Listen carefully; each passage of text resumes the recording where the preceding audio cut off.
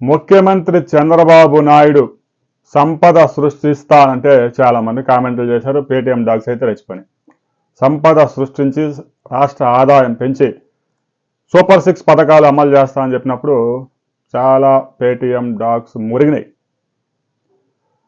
5 ఏళ్ల పాటు అమరావతిలో ఒక్క ఇటుక కూడా పేర్చకుండా కష్టపడి కంప పెంచిన జగ్లక్ కంప పెరగడానికి అమరావతి రాజధానిలో 39 కోట్ల రూపాయలు ఖర్చయింది.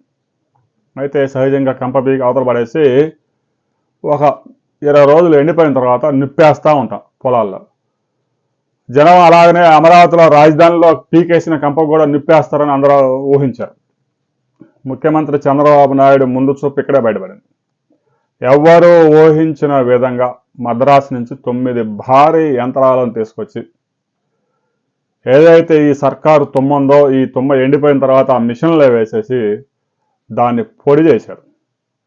ఇప్పుడు ఆ పొడి ద్వారా రాష్ట్ర ప్రభుత్వానికి 50 కోట్ల రూపాయల ఆదాయం రాబోతోంది.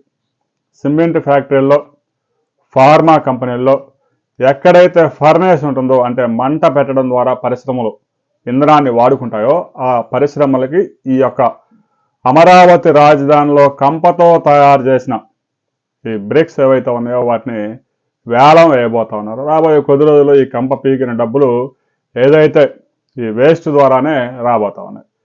చాలామంది సహజంగా ఈ పీకిన కంపెనీ ఏముందిలే 4 రోజులు బాగా వారం ఎండిపోయిన తర్వాత నిప్పేస్తారు, ఆ పొగంతా వెళ్ళిపోద్దని ఆశించారు. కానీ పర్యావరణానికి ఎలాంటి నష్టం లేకుండా టన్నుల కొద్దీ వాయు కాలుష్యం సృష్టించకుండా రాష్ట్ర ప్రభుత్వానికి ఆదాయం వచ్చే మార్గం చంద్రబాబు నాయుడు వెతికారు. ఇప్పుడు అందరూ ముక్కు మీద వేలేసుకొని అసలు ఇలాంటి ఐడియా వచ్చినందుకు చంద్రబాబు నాయుడిని అభినందించి తీరాల్సిందని వ్యాఖ్యలు చేస్తున్నారు. ఇక పేటీఎం డాగ్స్ అయితే మరుగుతూనే ఉన్నాయి.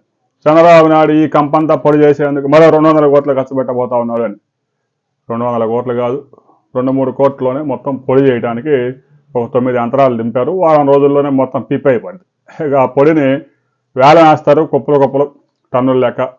సిమెంట్ ఫ్యాక్టరీలో, ఫార్మా కంపెనీలో, మిగతా కంపెనీలో, హాస్టల్స్ వాళ్ళంతా వేలంలో పాడుకొని తీసుకుపోతున్నారు. రాబోయే కొద్ది రోజుల్లో అమరావతిలో ఇక జంగిల్ క్లియరెన్స్ అయితే అయిపోయింది.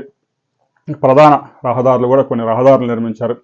ఏదైతే ఇండియాలోనే అత్యుత్తమ యూనివర్సిటీగా ఉన్న విఐటికి మంచి రహదారులు వచ్చినాయి, ఎన్ఐడికి మంచి రహదారులు వచ్చినాయి. ఎవరైతే సంస్థ ఏర్పాటు చేసుకోబోతా ఉన్నారో వారికి ఇమీడియట్గా రోడ్డు వేసి కరెంటు సదుపాయం కల్పించబోతా ఉన్నారు.